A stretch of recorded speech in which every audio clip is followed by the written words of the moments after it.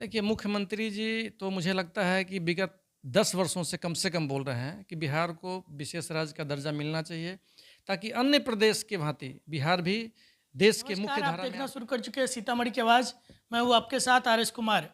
हमारे साथ शहर के सुप्रसिद्ध शिशु रोग विशेषज्ञ डॉक्टर मनोज जी हैं। सबसे पहले स्वागत है सर। आपका भी स्वागत और बहुत-बहुत धन्यवाद। सर, जिस तरीके से इन दिनों जो है बिहार का विशेष राज्य का दर्जा जो है फिर से एक बार मांग जो है बढ़ने लगा है। लगातार मुख्यमंत्री से लेकर तमाम लोग जो है फिर से एक बार कहने लगे कि बिहार को विशेष राज्य का जो है दर्जा मिलना चाहिए। इसको आप कैसे देखते हैं? देखिए, मुख्यमंत्री जी तो मुझे लगता है कि विगत 10 वर्षों से कम बोल रहे हैं कि बिहार को विशेष राज्य का दर्जा मिलना चाहिए, ताकि अन्य प्रदेश के भांति बिहार भी देश के मुख्य धारा में आ सके।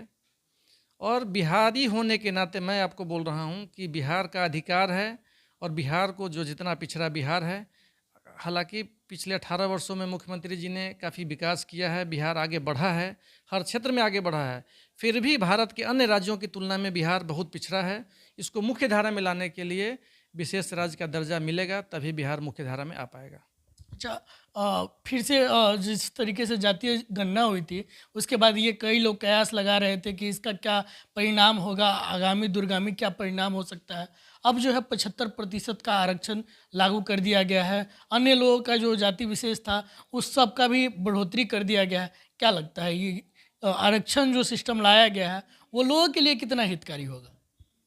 यह लोगों के हित के लिए ही किया गया है। जो जातीय जनगणना सरकार कराई, सरकार का यह विशेष ध्यान था और सरकार की इच्छा शक्ति थी कि जातीय जनगणना के माध्यम से जो जिस जात के हैं, जितनी प्रतिशत आबादी है, जिसकी संख्या जितनी है बिहार में, उस हिसाब से उसकी भागीदारी होनी चाहिए। ये मैंने पहले भी आपको कहा था कि बिहार सरकार की इच्छा शक्ति मजबूत है और सरकार चाहती है कि आरक्षण को बढ़ाएं। और जस्ट विधान परिषद का सत्र खत्म हुआ है, उस सत्र में दोनों विधानसभा और विधान परिषद में विधेयक पारित हुआ और आरक्षण को बढ़ा के 75% तक किया गया।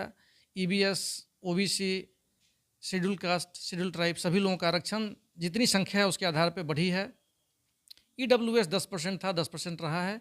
तो जिसकी जितनी हिस्सेदारी उसकी उतनी भागीदारी, ये लोग कयास लगा रहे थे। लोगों का सवाल था कि क्या जातीय जनगणना सरकार कराई है तो क्या आरक्षण देगी। अब उनको उनके सवाल का जवाब मिल गया है। अब उनसे सवाल हम लोग करना चाहते हैं कि क्या उन्होंने महिला आरक्षण बिल लाया, क्या महिलाओं को आरक्षण 2024 में देंगे, और नहीं देंगे तो संसद का विशेष सत्र बुला के समय खराब करने का क्या फ़ायदा था। हाल ही के दिनों में आपने देखा होगा छठ पूजा दीपावली को लेकर लगातार ट्रेनों में, बसों में जो जैसे मिलता था लोग भर भर के बिहार आए। क्या फिर से लगता है कि एक बार बिहार में उन लोगों के लिए कोई रोजगार सृजन हो सकता है या फिर पुनः वापसी उन लोगों को करना पड़ेगा? नहीं नहीं, देखिए, जो लोग छठ में, दीपावली में आए हैं, हर साल की भांति, जब से मुझे याद है बिहार के छठ पूजा और दीपावली में विशेष ट्रेन चलती हैं। बहुत सारी गाड़ियां दिल्ली से, अन्य राज्यों से बिहार के लिए प्रस्थान करती हैं, और बहुत सारी गाड़ियां फिर छठ पे जितने भी लोग आए हैं वापस जाएंगे। वो उस तबके के लोग हैं जिनको रोज़गार से मतलब नहीं है। वो जहाँ हैं, बिहार के लोग हैं, जहाँ कमाते खाते हैं, वो अपने स्वरोजगार में लगे हुए हैं या कहीं काम करते हैं। लेकिन जो सरकार का वादा था कि 10 लाख नौकरी देंगे, फर्स्ट फेज़ की बहाली हुई है, सेकेंड फेज़ का वैकेंसी निकला है, स्वास्थ्य विभाग में भी काफ़ी सारी वैकेंसी निकली है। तो सरकार की इच्छा शक्ति है, और मुझे लगता है कि अभी चुनाव में 2 वर्ष है, तो यह कहीं कोई चुनावी मुद्दा, कोई चुनावी जुमला नहीं है। सरकार की इच्छा शक्ति है, उसके हिसाब से सरकार काम कर रही है।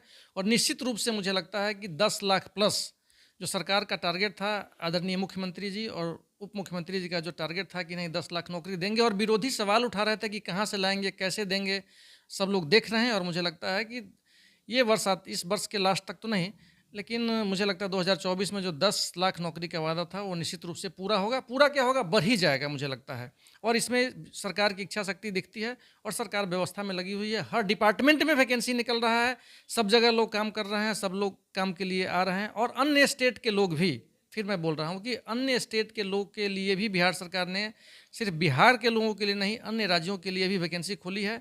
तो ये हमारे पड़ोसी राज्य समझे, जहाँ लोग दावा करते हैं कि नहीं हमारी सरकार है और विकास कर रहे हैं, यहाँ पे रोज़गार है, तो आखिर क्यों दूसरे स्टेट से बिहार की तरफ लोग पलायन कर रहे हैं, यह सोचने वाली बात है। और जो सरकार कर रही है निश्चित रूप से सभी लोगों के लिए कर रही है, सभी जाति, सभी धर्म, सभी लोगों के लिए कर रही है, और इसमें सरकार का इच्छा शक्ति सामने आता है। और मुझे लगता है यह बिहार के लिए बहुत खुशी की बात है।